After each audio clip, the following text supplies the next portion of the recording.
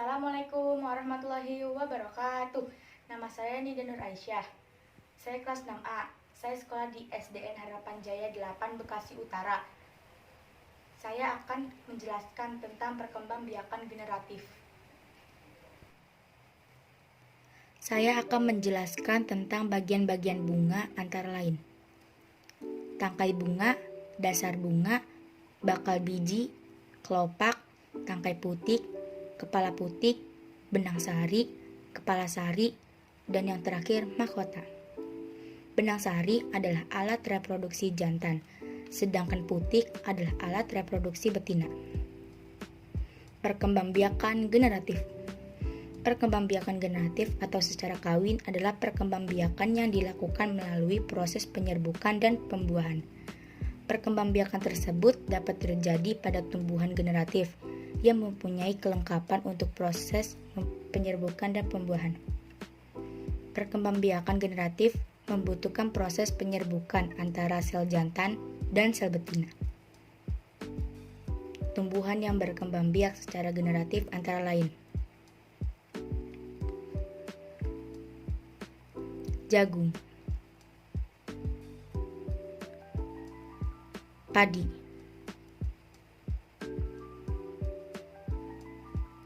salak, dan lain-lain. Penyerbukan dan pembuahan. Penyerbukan adalah peristiwa melekatnya atau jatuhnya serbuk sari ke kepala putik. Setelah itu, pada serbuk sari tumbuh bulu serbuk sari yang menuju ruang bakal biji. Kemudian sel kelamin jantan atau spermatozoid masuk ke ruang bakal biji melalui bulu serbuk sari. Di dalam ruang bakal biji terjadi pembuahan, yaitu peleburan sel kelamin atau spermatozoid dengan sel kelamin betina atau sel telur. Hasil dari pembuahan adalah zigot.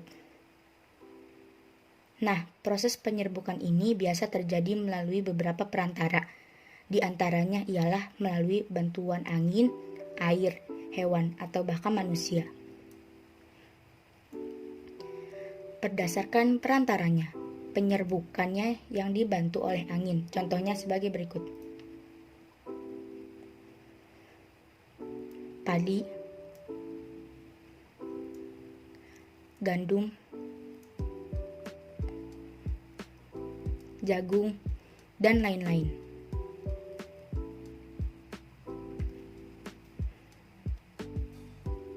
Penyerbukannya yang dibantu oleh air. Contohnya sebagai berikut: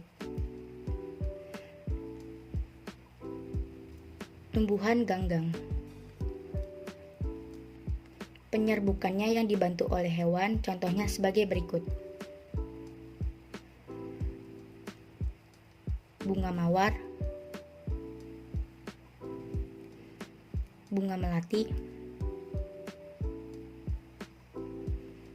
bunga kembang sepatu, dan lain-lain.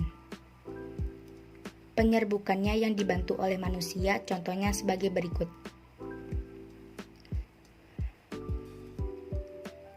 bunga anggrek, salak,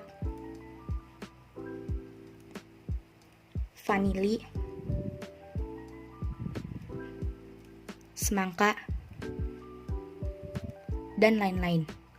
Penjelasan yang terakhir yaitu tentang jenis-jenis penyerbukan pada tumbuhan. 1. Penyerbukan sendiri, yaitu penyerbukan yang terjadi jika serbuk sari dan putik berasal dari bunga yang sama. Contohnya mangga, bunga sepatu, bunga turi, dan lain-lain. 2. Penyerbukan tetangga adalah penyerbukan terjadi pada bunga yang berbeda tetapi masih dalam satu pohon yang sama. Contohnya jagung, padi, mawar merah, dan lain-lain. 3. Penyerbukan silang, yaitu penyerbukan yang terjadi jika serbuk sari jatuh di kepala putik pada bunga yang berbeda pohon tetapi masih sama jenis tumbuhannya. Contohnya kamboja, pinus, mawar, dan lain-lain. 4. Penyerbukan bastar, yaitu penyerbukan yang terjadi jika serbuk sari yang jatuh di kepala putik berasal dari bunga pada tumbuhan lain yang berbeda jenisnya. Contohnya mawar merah dengan mawar putih. Selesai. Sekian dari saya. Wassalamualaikum warahmatullahi wabarakatuh.